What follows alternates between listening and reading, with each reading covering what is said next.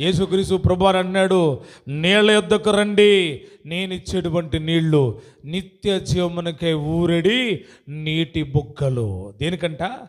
నిత్య జీవమునకే ఊరెడి నీటి బుగ్గలు. నిజమే, యేసుక్రీస్తు ప్రభువారి దగ్గరకు రమ్మని ఎన్నోసార్లు పిలుస్తూ ఉండగా చాలామంది రాలేకపోతున్నారు. యేసుక్రీస్తు ప్రభువారి దగ్గరికి వస్తే ప్రాణములు తెప్పరిల్లుతాయి. యేసుక్రీస్తు ప్రభువారి దగ్గరికి వస్తే దుఃఖము తొలగిపోతుంది. యేసుక్రీస్తు ప్రభువారి దగ్గరికి వస్తే రోగము పోతుంది.